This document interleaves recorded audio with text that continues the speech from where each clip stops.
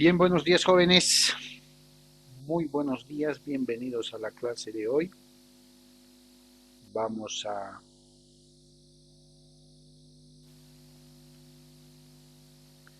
recibir a todos los compañeros.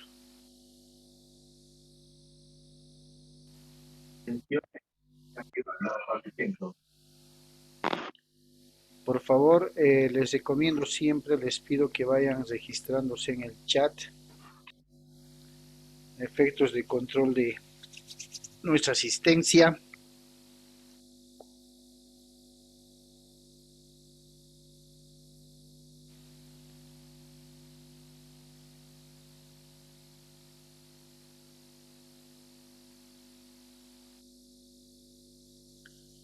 Veremos que todos se vayan conectando. Le vamos a dedicar parte de la primera sesión, estimo yo, a la revisión de examen.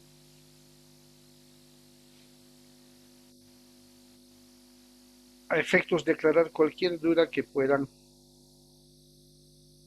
tener.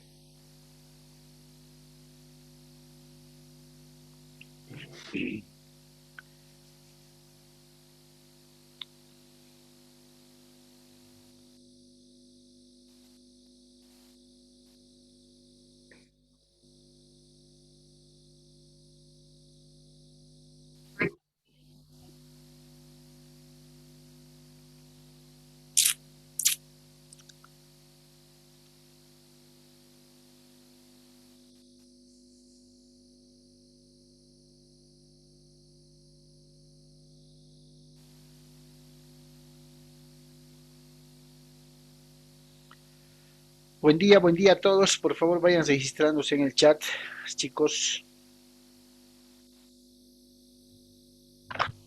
Los que se olvidan registrar me generan un conflicto al momento de tabular la asistencia porque no encuentro su nombre y entiendo que no han asistido. Y después me acuerdo en algunos casos hasta de su participación y tengo que estar. Por lo que les pido, por favor, registrarse en el chat. Bien, a ver cuántos tenemos. 14, 13. Recién dos registrados en el chat. No olviden, por favor, registrarse.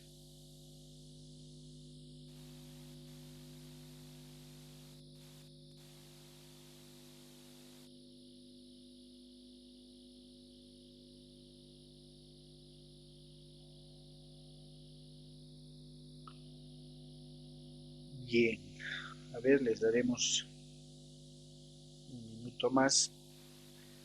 Me gustaría mucho que la gran parte de los casi 70 estén en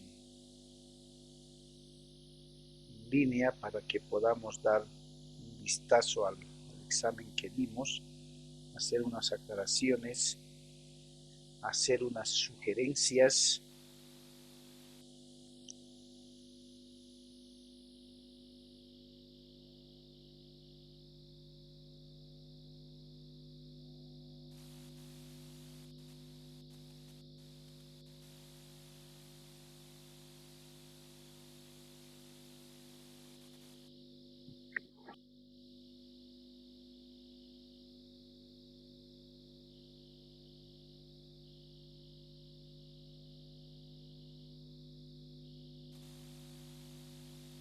Bien, a ver, empecemos. El día lunes, conforme se encuentra establecido en el cronograma de evaluaciones, se ha procedido a rendir el examen del segundo parcial. ¿Cierto? El cual estaba compuesto por 4 preguntas básicas de desarrollo, selección múltiple, complementación y una o dos, si mal no recuerdo que lo vamos a ver ahora, de emparejamiento. Ustedes saben que las preguntas de desarrollo las debo revisar examen por examen para poder encontrar o por lo menos otorgar una calificación acorde, ¿no?, no lo sujeto a un patrón de respuesta porque seguramente si el sistema desconociera algún término calificaría como mal. Sin embargo, a momento de revisar, ya les voy a ir aclarando pregunta por pregunta, he encontrado ciertas respuestas que al mismo tiempo contradictorias entre sí mismas. ¿Ya? Entonces procedamos a ver, aunque siguen entrando los chicos, a ver y darle una revisión al examen. Perfecto. Básicamente, ¿qué es o en qué consiste la cláusula penal? ¿Quién podría contestar? Sí, doctor. ¿Qué es la cláusula penal? ¿En qué consiste la Doctor, cláusula penal? doctor, Adelante, ¿puedo? adelante. Ante el incumplimiento de una o retraso de una obligación, se establece en el contrato una cláusula que penaliza este incumplimiento, que generalmente es en pago económico de dinero. Esa es una cláusula penal. Ya. ¿Quién más puede mencionar lo que ha contestado? Les voy a ser muy sincero. El 90 y tantos % de las preguntas, o de las respuestas más bien, son las mismas. El 90 y tantos %. No voy a hablar de que han copiado, imposible. Pero todos han consultado la página de internet similar. Seamos sinceros, ¿cierto? El 90% me animaría a decir son las mismas respuestas. Copiadas o pegadas, podría decirse, un poquito más de aquí, un poquito más de allá, pero las mismas. Cuando analizamos los elementos accidentales del contrato, evidentemente, como Ana María dice, la cláusula penal, primero que es un elemento accesorio, accidental de un contrato, porque va a depender mucho de la naturaleza de contrato que se vaya a celebrar. ¿Sí? No todos los contratos, como les había dicho, van a ser o van a tener como requisito indispensable llevar una cláusula penal. Mucho va a depender del tipo de contrato que se esté fraccionando, sea típico o sea atípico, no interesa. Segundo, les había aclarado que la cláusula penal no tiene un fin, no tiene un afán de aprovechamiento adicional, no tiene. Su fin, esencialmente, su objetivo, su función principal, es asegurar el cumplimiento del contrato en el término o plazo establecido. ¿Cierto? Pero ¿qué es y en qué consiste la cláusula penal? ¿Es una cláusula accesoria o accidental que puede tener un contrato a efectos de forzar, si vale el término, el cumplimiento de ese contrato? Y consiste en la aplicación o en el consenso de aplicación de una sanción o multa adicional ante el incumplimiento de una de las partes. Esa es una cláusula penal. ¿Sí? Esa es una cláusula penal. Muchos, no voy a decir quiénes, cada uno sabe cómo ha sacado, cómo ha hecho la elección de los párrafos para poder contestar. No le han dado sentido inclusive a la respuesta con referencia a la pregunta. La pregunta decía, mencione en qué consiste la cláusula penal. Entonces, estamos próximos a ser abogados, colegas, y tenemos que darle una redacción o una coherencia en la respuesta que formulemos. Algunos han agarrado una estrofa y ¡pah! Le han puesto, cuando lo correcto era contestar a la pregunta de forma coherente, ¿cierto? Con sintaxis, con coherencia en la redacción. La cláusula penal consiste en, así, 2 exámenes tengo de esa manera. La cláusula penal consiste o se refiere a, sí. Pero cualquiera haya sido más adelante la redacción bajada de Wikipedia, de Paredes Abogados y Asociados, de Rigoberto Abogados y compañía, lógicamente reflejaba la respuesta, con otros términos técnicos, pero reflejaba la respuesta.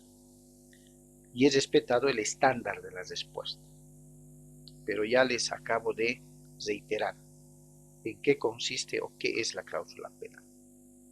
¿Listo? Segunda,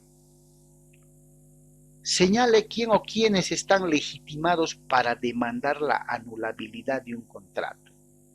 Es evidente que el Código Civil, lo hemos visto a medida que hemos avanzado el tema, perfecto, las partes interesadas y para quienes se ha establecido el tema de la anulabilidad, así textual dice el Código Civil. Algunos han sido capaces de poner tal cual está en el Código Civil, no voy a mencionar ninguna otra cosa. Y algunos, pues, me imagino que han revisado las grabaciones de las clases, han leído sus apuntes, no sé, han sido objetivos y directos en la contestación de la pregunta. ¿Quiénes están legitimados para demandar la anulabilidad? Las partes perjudicadas. Textual. A diferencia de la nulidad, donde los que están legitimados para poder incoar, accionar una demanda de nulidad, cualquier persona que acredite tener interés legítimo. En cambio, la nulidad, la anulabilidad, sencillo. Los que están legitimados para poder demandar son las partes que se sientan perjudicadas. Algunos me han puesto las partes que consideran que son perjudicadas. Perfecto. Y algunos, como les digo, pues han agarrado el camino más fácil y tal cual está en el Código Civil, han puesto. Se ha considerado también el sentido, más que el medio, el sentido de la respuesta. Contrato de arrendamiento, lo propio. Ha funcionado mucho la página Wikipedia. Cuando la respuesta de desarrollo era muy sencilla. Lo habíamos practicado en clases, les había recomendado que usemos el razonamiento, la asociación, porque a veces la memoria falla. Y la definición básicamente versaba en que el contrato de arrendamiento es aquel contrato por medio del cual un propietario o una parte denominada propietario otorga o concede a otra denominada arrendatario el uso y goce de un inmueble a cambio de un canon o un monto de alquiler. ¿Por qué hago esta reflexión? Porque a momento de, no quiero usar la palabra copiar, a momento de tomar el párrafo de la página, han distorsionado su respuesta en algunos casos, han querido arreglar y en tres respuestas en los exámenes, les leo lo siguiente. Conocido también como contrato de alquiler, por medio del cual una parte está obligada a entregar a otra el inmueble, En alguna parte del Código Civil que hemos analizado, el contrato de arrendamiento refleja la palabra está obligado, o sea, yo propietario estoy obligado a concederle en alquiler a otra persona. ¿O el contrato es un acuerdo de partes? Acuerdo de Un partes, acuerdo de partes no se está Acuerdo de obligado. partes. Pero me han contestado tal cual, está obligado. No, señor, no está obligado. De ninguna manera. Otras respuestas, fíjense ustedes, y este es un tema de reflexión constructiva, no destructiva. Dice, conocido también como contrato de alquiler, es aquel contrato por medio del cual y conforme el artículo 1592 del Código Civil.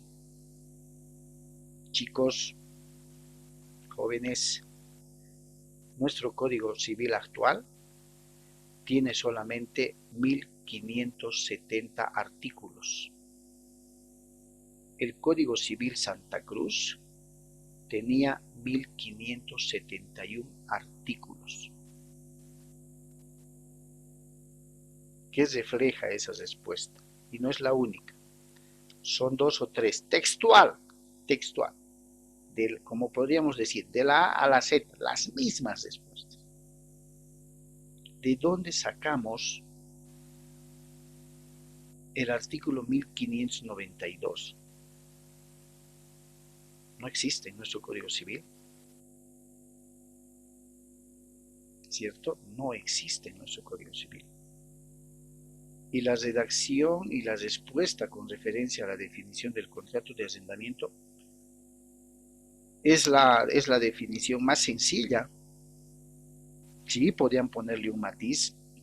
El contrato de arrendamiento, también llamado contrato de alquiler, es aquel contrato por medio del cual una persona denominada propietario o arrendador, ¿cierto?, concede u otorga a favor de otra llamada arrendatario el uso y el goce de un bien mueble o inmueble a cambio de un canon o precio de alquiler o monto de alquiler. Listo. Algunos sí, debo reconocer, me han puesto su matiz y me han contestado cosas como: es aquel contrato también denominado contrato de alquiler de locación, ¿sí? Eso es lo que habíamos hablado en clase, ¿cierto? En un matiz personal. Pero consignarme conforme al artículo 1592 del Código Civil, o sea, la pregunta es a la clase, si bien la respuesta denota lo que es un contrato de arrendamiento, porque hay principios universales en todos los ordenamientos jurídicos, citándome el artículo 1592, ¿debo calificar la respuesta como correcta o como incorrecta? ¿Qué creen ustedes? incorrecta, doctor, incorrecta, porque no hay ese articulado, no Claro, existe. pero claro, no puedo, aunque me digan en la primera parte es un contrato por el cual, y que me citen el artículo 1592, me refleja que ha sido una copia de la página de internet, específicamente del Código Civil Español, ¿cierto? Esas cositas se han notado en algunas de las respuestas del examen que hemos resuelto. Ahora bien, señale cuáles son los requisitos que debe cumplir el objeto como elemento de un contrato. ¿Qué les estaba preguntando? Cuando analizamos los requisitos del contrato, tanto los establecidos en el Código Civil como los que los autores o doctrinarios nos presentan también como elementos accesorios o accidentales, establecimos que el objeto y la causa, pero la pregunta era referida al objeto, debían cumplir también con ciertos requisitos. ¿Cuáles eran estos requisitos? Dos palabras contestaban la pregunta. El objeto Lícito debe ser, muy bien, lícito y real. y real, realizable, determinable. Cualquiera. Pero encuentro una serie de 8 líneas de respuesta donde me citan Código de Comercio, la norma 3854, totalmente fuera de lugar. Y eso está sacado de internet porque he ubicado la página. Eso me da a entender que las personas que han contestado de esa manera ni siquiera tienen idea de cuáles son los requisitos del contrato. Doctor, Adelante. usted siempre lo repitió en varias clases y yo, por ejemplo, usted dijo que los requisitos son dos, claro, son lícito y disponible o determinable disponible, Sí, ¿verdad? sí. Sí, o sea, básico, me han contestado muchos. Me acuerdo de uno, decía lícito y determinable. Perfecto. Algunos me han puesto realizable y lícito. Alguno me ha contestado los requisitos que debe cumplir, a ver, permítame porque no lo he copiado. Los requisitos que debe cumplir el objeto como requisito también del contrato son, debe ser lícito y debe ser realizable. Lo que quiere decir que no puede ser ilegal y no puede ser inalcanzable. Y esa es la explicación que hemos dado en clase. ¿Sí o no? Hemos puesto el ejemplo de la luna, de las estrellas. Pero un 90% también me han contestado con 8 líneas que nada que ver. Código de comercio, norma 3850 y tanto, o sea, totalmente fuera de contexto. Y no entiendo por qué. Eran 4 preguntas de desarrollo que las podían contestar, pero en base a la explicación. No necesitaban auxiliarse de ningún otro medio. ¿Cierto? Absolutamente. Yo de verdad espero que esto sirva de reflexión porque no podemos volver atrás. Ya estamos en una fase de redacción de contratos. Les di un trabajo práctico que también lo vamos a revisar acá. Y ya en base a lo que estuvimos ya practicando en función a la redacción de contratos que tenemos que aprender, ¿no? No considero que las preguntas de desarrollo eran difíciles, absolutamente para nada, porque las hemos ido reiterando y contrarreiterando clase que hemos abordado.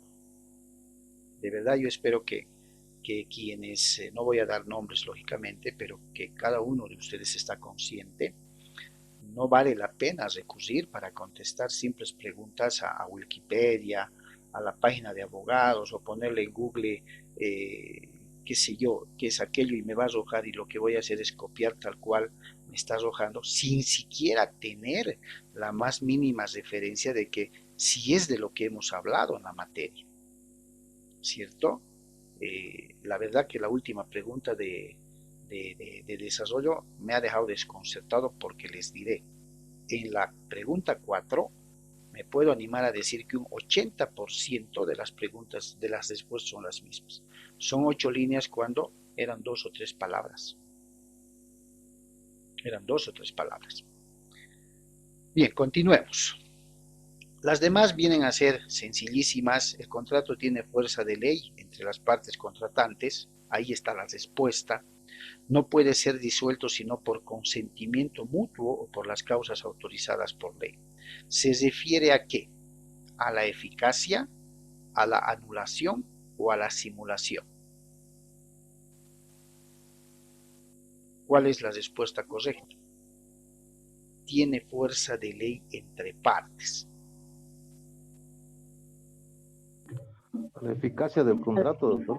La eficacia del contrato. Claro, es eficaz y es un contrato que tiene fuerza de ley entre partes. 6. Y se las digo en la pregunta, la respuesta. Ya les estoy diciendo que es una de las formas de ineficacia del contrato, de un acto jurídico. Ya les estoy diciendo de qué les estoy hablando. Porque si conocemos y las recordamos cuáles son las formas de ineficacia de un contrato o acto jurídico, automáticamente nos tendríamos que ir a la nulidad, anulabilidad, rescisión y resolución. ¿No ven? Automáticamente. Entonces, en la sola primera parte ya les estoy diciendo, es una de las formas de ineficacia de un acto jurídico. Por carecer de las condiciones o requisitos necesarios para su validez, sean ellas de fondo, sean ellas de forma.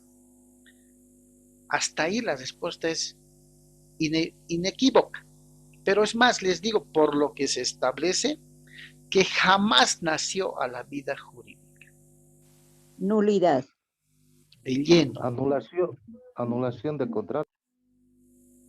A ver, Nulidad, doctor. analicemos. Sí. Analicemos. Nulidad. Me agrada.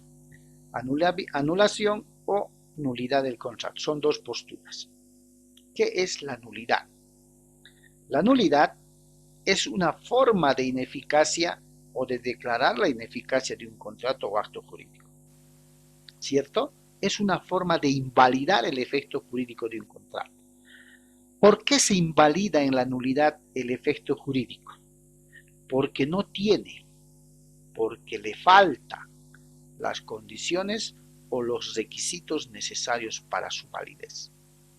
Sean estos de forma o sean de fondo, y usamos como típico ejemplo el contrato de anticrético, por ejemplo. ¿Sí o no? En la forma. Un contrato de anticrético, ¿en qué formato debe ser celebrado? Debe ser elaborado. Público. Público. Así lo dice textualmente el 491 del Código Civil. Bajo pena de nulidad. Dice, ¿qué nos está diciendo? Que si no lo hago en el formato público, ese contrato va a ser nulo. Pero además, relacionamos a la nulidad con el número. ¿Con qué número lo relacionamos? Con el 0. Con el 0. ¿El 0 nació. tiene algún valor por sí solo? Ninguno. No tiene valor. No tiene ningún valor. Por tanto, ese acto jurídico, ese contrato que no tiene los requisitos que la ley exige, que no cumple con las condiciones o formalidades que la ley exige, no tiene valor legal. Y a eso se aditamenta que jamás nació a la vida jurídica, no existió. ¿Cuál es la respuesta correcta? Nulidad, doctor. Nulidad, doctor. Nulidad del contrato. ¿Sí? Nulidad del contrato.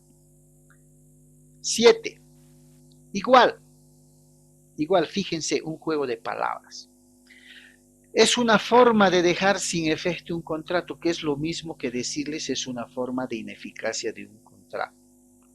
Cuando éste ha sido celebrado o concluido en circunstancias o condiciones especiales que denotan que el aprovechamiento y desproporcionalidad en las prestaciones y contraprestaciones. El solo hecho de decir que ya es una forma de dejar sin efecto un contrato, también me remite a recordar nulidad, anulabilidad, rescisión y resolución. Perfecto. Ahora, analizo. Ha sido celebrado, dice, o concluido en circunstancias y condiciones especiales. Ajá. ¿Qué denota? Aprovechamiento y desproporcionalidad. Nulidad no es, porque no dice que carece de requisitos o condiciones. Anulabilidad tampoco es, porque el contrato anulable nace con los requisitos, pero tiene un vicio interno, ¿cierto? Rescisión. ¿Cuándo hay rescisión? Por lesión o estado de peligro. Estado de peligro o necesidad, sinónimo de aprovechamiento, dijimos. Y lesión cuando hay desproporcionalidad. Resolución cuando procede, cuando el contrato se suscribe con todos los requisitos, con todas las condiciones, pero una de las partes no cumple. Entonces, ¿de cuál de las formas de ineficacia estoy hablando en la pregunta 7? Rescisión del contrato. Rescisión del contrato. Aprovechamiento, estado de necesidad o peligro. Desproporcionalidad, lesión. Por tanto, la respuesta correcta era rescisión del contrato. Lo conversamos reiteradamente en clases. 8. Lo propio es una forma de ineficacia del contrato cuando una de las partes incumple, listo, las condiciones del contrato. Por lo que la parte que ha cumplido puede pedir se deje sin efecto el mismo o en su caso exigir el cumplimiento con el resarcimiento de daños. Ahí está toda la respuesta. ¿En cuál de las figuras de ineficacia del contrato procede dejar sin efecto este por incumplimiento? La resolución del contrato. La resolución del contrato, ¿cierto? 9. Es un contrato típico, ojo, típico. ¿Qué quiere decir? Que está en el código nominado, de carácter unilateral y a título gratuito. Ahí está la respuesta. Por el que una persona entrega un bien inmueble a otra, por un sentido de liberalidad y reciprocidad, sin que exista contraprestación. Ahí está el refuerzo de la respuesta. Donación, comodato o arrendamiento. Donación. Donación unilateral, a título gratuito, ¿cierto? No hay contraprestación, solamente hay una prestación. 10. Es el contrato por el cual una de las partes concede a la otra el uso, goce temporal de una cosa mueble o inmueble a cambio de un canon. Perfecto. ¿Cuál es? Arrendamiento, doctor, contrato de arrendamiento. ¿Y por qué no han hecho eso en la respuesta de desarrollo? Textual. Ese es un contrato de arrendamiento. Muy bien.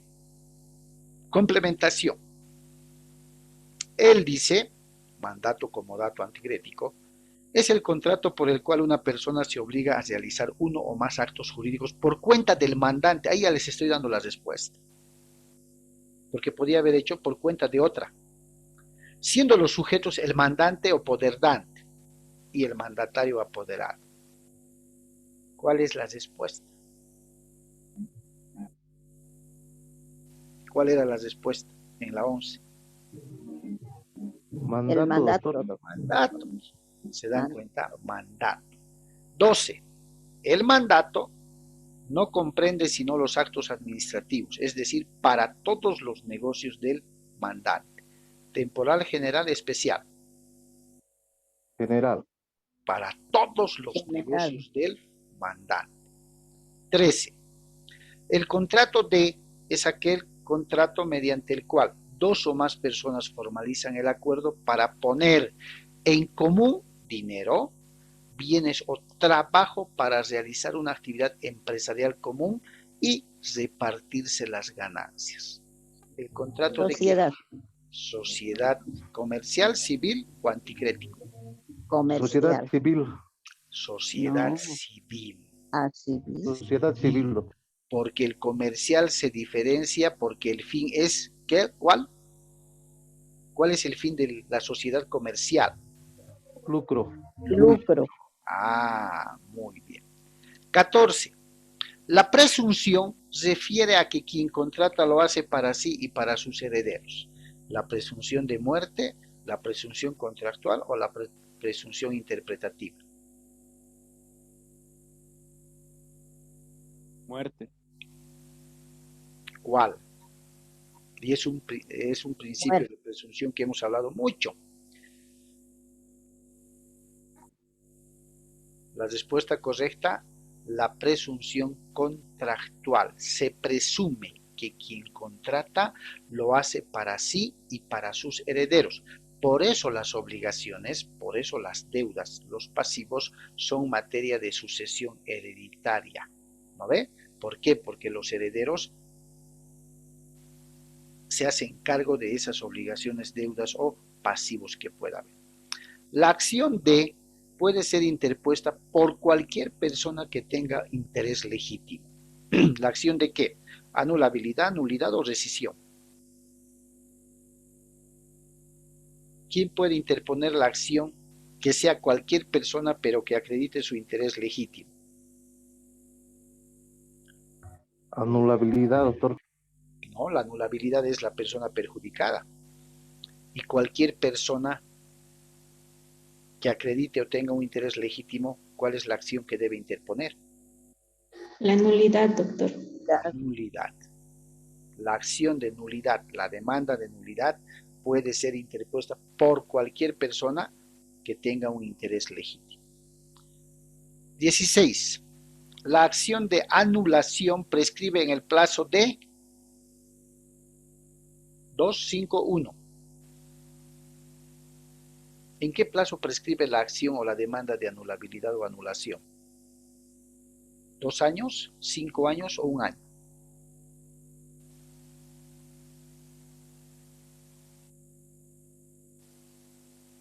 ¿Quién me contesta? 2 años, doctor. 2 años, Heidi. ¿Quién da más? Por si acaso, la acción de nulidad es imprescriptible. La acción de anulación o de anulabilidad prescribe a los 5 años. La acción de rescisión prescribe a los 2 años. Pregunta de emparejamiento. El contrato por el cual el vendedor transfiere la propiedad de una cosa o transfiere otro derecho al comprador por un precio en dinero, ¿qué tipo de contrato es?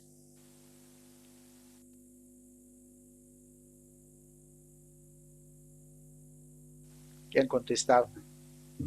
Contrato de compra y venta. Contrato de compra-venta, pues ahí está clarito. Es una forma de dejar sin efecto el mismo, cuando éste ha sido celebrado o concluido en circunstancias o condiciones especiales que denotan el aprovechamiento y la desproporcionalidad. Aquí les he hecho un regalo. ¿Cuál es? La rescisión contractual. Y era una pregunta relacionada en la parte superior. 18. Es la venta mediante el cual el comprador adquiere la propiedad de la cosa pagando la última cuota. Aquí está la clave, pero asume los riesgos a partir de la entrega. Venta con reserva de propiedad, contrato de opción o venta con pacto de rescate. Reserva de propiedad. Claro, porque va a adquirir la propiedad recién cuando pague la última cuota. Cada uno de los contratantes puede sustituirse mediante un tercero en un contrato de prestaciones recíprocas, si éstas no hubiesen sido aún ejecutadas y siempre que consiente el otro contratante. Se refiere al opción o pacto de rescate.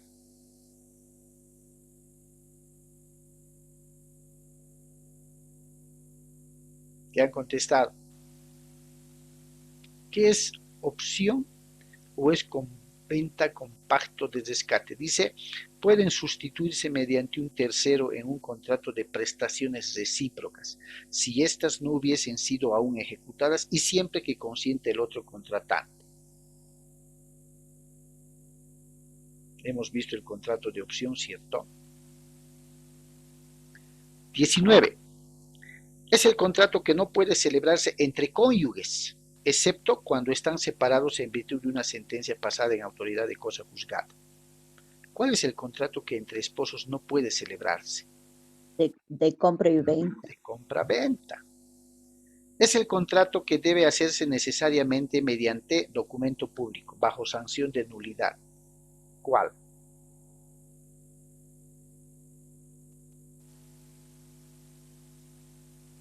Donación, reserva de satisfacción o venta.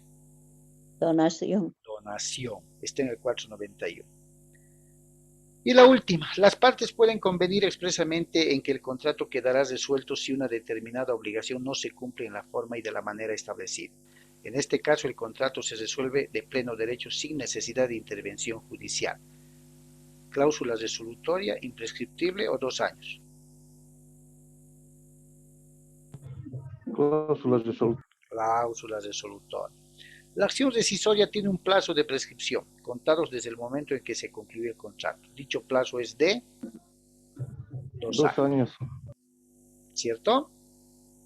Bien, les voy a dejar acá, estamos por terminar la primera sesión y en 2 segundos, por favor, les paso el segundo link, ¿ok?